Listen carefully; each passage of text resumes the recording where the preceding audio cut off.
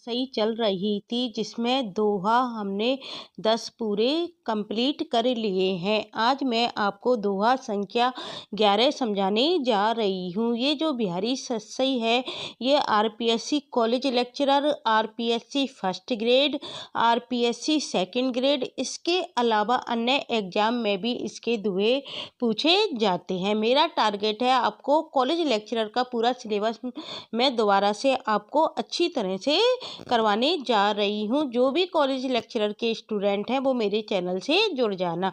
देखो, नीकी दई अना कनी, फीकी परी गुहारी, तज्यो मनु तारन बिरदू, बारक बारनु तारी। इसमें क्या है? नीकी दई अनाकनी। अनाकनी का क्या मतलब है? अनसुनी कर दी।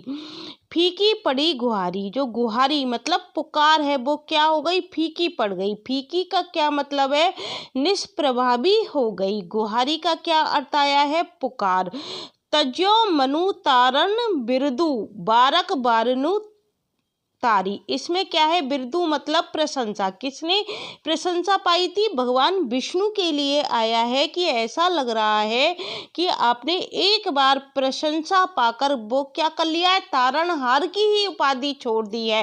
बारक बारनु तारी। तो देखो, इसमें आपसे पूछा जा सकता है बारक बारनु देकर कि बारक किसके लिए आया है और बारनु किसके लिए आया है।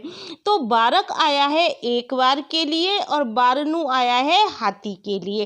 अब हम इसकी व्याख्या देखने जा रहे हैं। ये कैसा दोहा है बिहारी का? यह है भक्ति भाव का दोहा है। इसमें भक्ति दिखाई दे रही है। नीकी दही अनाकरी, तो इसमें देखो क्या कह रहा है? भक्त भक्त किसको उलाना दे रहा है? भगवान को उलाना देता हुआ कहता है कि यह कैसा दोहा है? पूछा जा सकता है आपसे। भक्ति भाव का दोहा है। इसमें भक्त भगवान को उलाना देता है। क्या उलाना देता है? नीकी दई अनाकनी, फीकी पड़ी गुहारी, नीकी दई अनाकनी। भक्त क्या कह रहा है? मुझे ऐसा लग रहा है हे नाथ, आपने तो क्या कर दी? जो मैं आपको पुकार रहा हूँ, आपने तो मेरी सारी पुकार क्या कर दी है? बेअसर कर दी है। आपने तो क्या कर दिया? अनाकनी कर दिया। नीकी दई अनाकनी, ऐसा लग रहा है आप तो क्या कर रहे हो? अनाकनी कर रहे हो देने में। फीकी पड़ी गुहारी, और जो मैं आपको बार बार स्मरण कर रहा हूँ, आपको याद कर रहा हूँ, आपको पुकार रहा हूँ, वो क्या हो रही है? निष्प्रभावी हो रही है। फीकी का क्या मतलब है? निष्प्रभावी हो रही है। तजो मनऊ तारण बिरदू, मुझे ऐसा लग रहा है। तजो मतलब आपने छोड़ दिया हो। मनऊ मतलब क्या हो रहा है? वो भक्त क्या कह रहा है? मुझे ऐसा महसूस हो रहा है कि आपने क्या छोड़ दिया है? तारण बिरदू, तुमने जो तारणहार की उपाधि प्राप्त की थी ना, मुझे ऐसा लग रहा है वो आपने छोड़ दी है। क्योंकि मेरी पुकार क्या हो रही है? बेअसर हो रही है। मेरा अंतर्नाद क्या जा रहा है? बेकार जा रहा है। तो मुझे ऐसा लग रहा है कि आपने एक बार तो उद्धार कर दिया था, लेकिन अब आपने क्या कर दी है? तारणहार की छवि ही छोड़ दी है। जैसे आपने क्या उद्धार किया था? मगरमच्छ के मुख से किसको मुक्त किया था? गजराज मतलब हाथी को मुक्त किया था आपने। एक बार क्या किया था? बारक मतलब एक बार, बारनु मतलब हाथी के लिए आया है, हाथी को तार दिया था। कैसे तारा था? मगरमच्छ के मुंह से हाथी का उद्धार किया था, उसको निकाल दिया था। तो मुझे ऐसा लग रहा है, भक्त कह रहा है भगवान से कि आपने सिर्फ एक बार ही तारणहार की उपाधि पाई है, अब आपने वो उपाधि छोड़ दी है।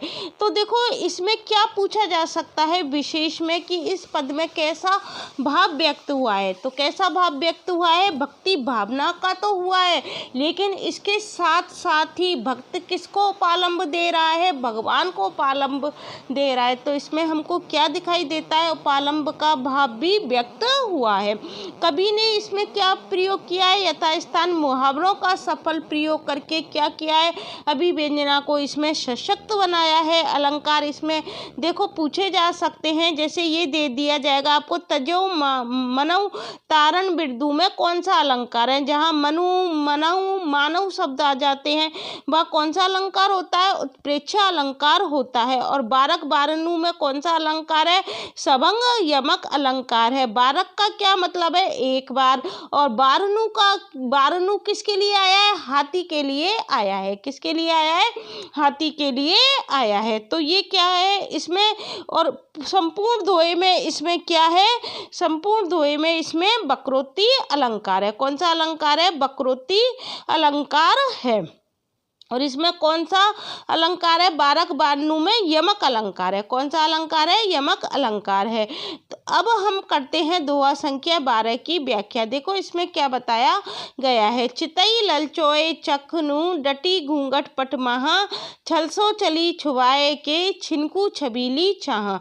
चितई ललचोए चखनु, इसमें देखो नायक को निहार कर क्या कर रही है नायिका की इसमें चेष्टाएं बताई गई हैं। उसी के संबंध में जो नायक होता है वो उसकी सखी से क्या कह रहा है। देखो चितई ललचोए चखनु, उसने तो पहले क्या किया? अपने नेत्रों से, नायिका ने क्या किया? अपने नेत्रों से मुझे देखा। डटी घूंघट पट महा, नायिका ने क्या कर रखा था? घूंघट कर रखा था। तो घूंघट की आड़ में उसने मुझे क्या करा? पहले तो आंखों से आंखें मिलाकर जी भर कर देखकर मुझे क्या कर लिया? अपनी तरफ मोहित कर लिया। लेकिन अब वो क्या कर रही है? छलसो चली छुपाए के, अब वे छबीली बस छाया छुआती हुई सी क्या हो रही है? छिनकू छबीली छा, मतलब वो छबीली, अपनी छबीली छाया छुआती सी क्या हो गई? चली गई। इस बात को कौन कह रहा है? नायक कह रहा है। और किससे कह रहा है? नायिका से। नायक कह रहा है। किससे कह रहा है? नायिका की सखी से कह रहा है। क्या कह रहा है? सखी से। कि जो नायिका थी पहले तो उसने ऐसी चेष्टाएं की। क्या चेष्टाएं की? कि उसने घूंघट की आड़ में आंखों से आंख मिलाकर मुझे जी भर कर देखा और मुझे अपनी तरफ क्या कर लिया? मोहित कर लिया। किंतु अब वह क्या हो गई? वह छबीली बस छाया छुआती हुई सी मेरे पास से क्या हो गई? चली गई। इसमें विशेष में देखो क्या बताया जा सकता है। प्रस्तुत दोहे में कवि ने कैसी नायिका का वर्णन किया है? इसमें क्रिया विदग्धा नायिका का वर्णन किया है। क्रिया विदग्धा क्यों है? वो क्रियाएं कर रही है। किससे कर रही है? अपनी नेत्रों से कर रही है। नेत्रों से किसको मोहित कर रही है? नायक को मोहित कर रही है।